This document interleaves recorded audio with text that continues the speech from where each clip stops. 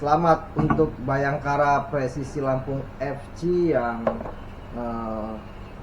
meraih 3 poin perdana, dan yang spesial adalah 3 poin perdana ini didapat di kandang Stadion W. Halim yang 3 pertandingan berpekan-pekan masyarakat Lampung menunggu Bayangkara Presisi Lampung FC bisa memetik kemenangan, dan kemenangan spesial karena diraih di Stadion Sumpah Pemuda W. Halim. Mudah-mudahan Stadion Sumpah Pemuda W. Halim ini menjadi stadion yang angker bagi Bayangkara Presisi Lampung FC. Sebagaimana kita kenal ada Stadion Teladan yang menjadi kandang angker dari PSMS Medan, Stadion Kanjuruhan Malang yang juga menjadi kandang angker bagi Arema FC, dan juga tentunya stadion-stadion yang angker lainnya itu seperti stadion mana ya? Kalau di Persib itu, Persib sering gonta-ganti stadion, ada Sijalak Harupat, kadang main di Bandung Lautan Api, kadang Siliwangi. Kalau Persija juga banyak stadion usiran. Ya, stadion yang angker di Indonesia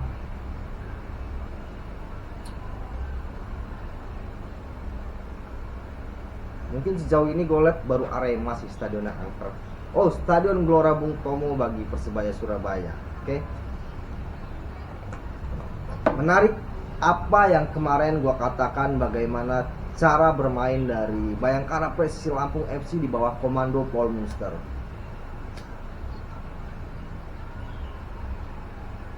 Dan gue selalu respect dengan Paul Munster, meskipun dia tidak menjawab pertanyaan gue secara lugas bagaimana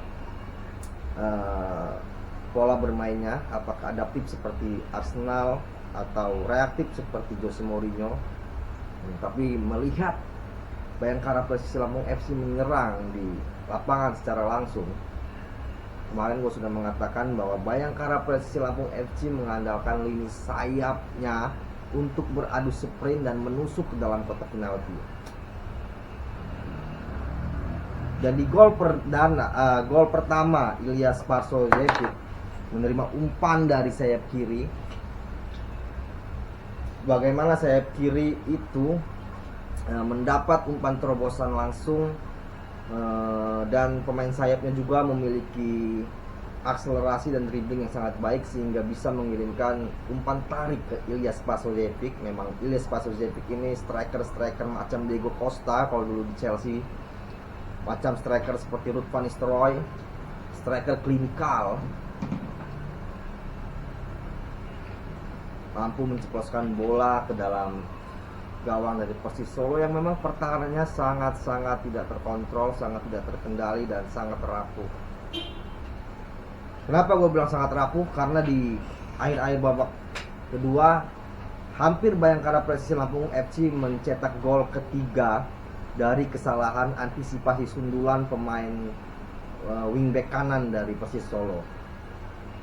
Balik lagi ke 2 gol dari Bayangkara Presisi Lampung FC.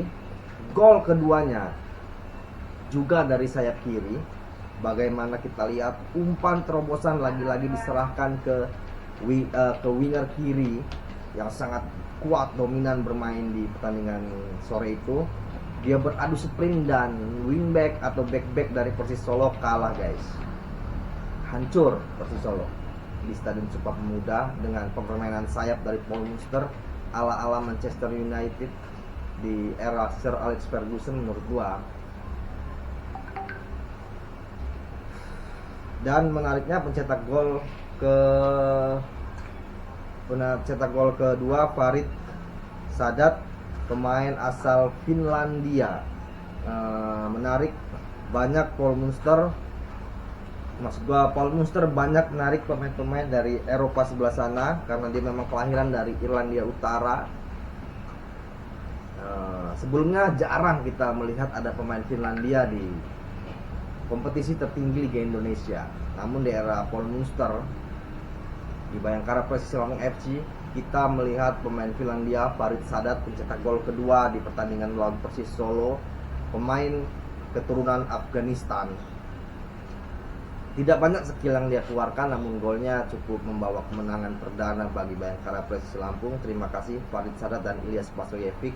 Dan itu sayap kirinya gue nggak tahu, kemarin gue nggak nonton karena memang agak sedikit males nontonnya. Datang ke stadion karena gue sebagai jurnalis tidak bisa menggali banyak dengan Paul Munster. Dia orangnya ketika berbicara hanya normatif dan reaktif ketika ditanya dengan pertanyaan-pertanyaan yang tidak dia suka, dan itu juga berlaku pada jajaran manajemennya juga ada.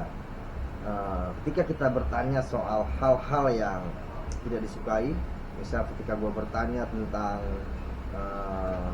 mengapa pemain asing dan pemain lokal Bayangkara Presisi Lampung FC, utamanya pemain asing yang baru datang, tempatnya berbeda, tidak disatukan di satu wilayah, ada yang di Teluk Betung, di hotel, dan juga ada di Pahoman. Di Teluk Betung itu adalah perumahan real estate dan di Pahoman adalah hotel. Langsung di stop oleh penerjemah dan juga panitia penyelenggara. Kata dia langsung saja ke pertanyaan, dan gue males ke pertandingan karena gue memang ingin menggali apa yang ingin gue tahu. Gue nggak mau pertanyaan itu dihalang-halangi, jadi gue males bertanya. Dan gue juga agak sedikit males akhirnya mengikuti sesi konferensi pers. Tapi itu adalah hal lain antara jurnalis dan juga Bayangkara Presisi Lampung FC. Hal menariknya adalah Bayangkara Presisi Lampung FC berhasil meraih 3 poin di Stadion Sumpah Pemuda. Dan hal menarik lainnya adalah harapan warga Lampung untuk bisa terus menonton Bayangkara Presisi Lampung FC di Lampung. Jadi warga Lampung ini lama haus akan pertandingan sepak bola di kompetisi tertinggi Liga Indonesia. Pernah ada Badak Lampung FC, cuman hanya 1 tahun bermukim di kasta tertinggi Liga Indonesia. Dan mudah-mudahan Bayangkara Presisi Lampung FC dengan segala kekuatan finansialnya bisa bertahan berlangsung lama di kompetisi tertinggi Liga Indonesia. Meskipun pihak kepolisian saat ini sedang menjadi objek unjuk rasa yang terus sepertinya akan berkesinambungan di daerah-daerah Indonesia. Selamat untuk Bayangkara Presisi Lampung FC. Kemarin gue lihat di TV penonton agak sepi, animonya agak berkurang dari pertandingan sebelumnya. Pertandingan sebelumnya semua tribun penuh. Pertandingan kemarin hampir setengah stadion tidak datang, atau malah mungkin kurang dari setengah stadion terisi, karena memang gejolak dari kepolisian dan juga masyarakat Lampung.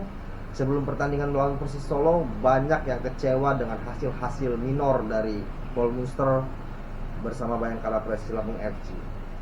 Namun atas kemenangan melawan Persis Solo dan permainan yang cukup menarik, gaya permainannya sudah mulai terlihat, entah karena Persis Solo yang memang merupakan tim yang kurang baik, atau memang permainan dari Paul Munster, taktik atau strategi dari Paul Munster sudah bisa dicerna oleh para pemain-pemainnya. Gue yakin ke depan jika kondisi ini terus stabil, 1, 2, 3 pertandingan terus stabil, Bayangkara Presisi Lampung FC bisa bermain seperti ini, maka animo masyarakat Lampung gue yakin akan kembali untuk bisa datang ke Stadion Sumpah Pemuda. Nah, ada hal menarik juga. Kemarin itu gue tahu bahwa polisi di Lampung ini mendapat surat perintah untuk nonton langsung ke stadion.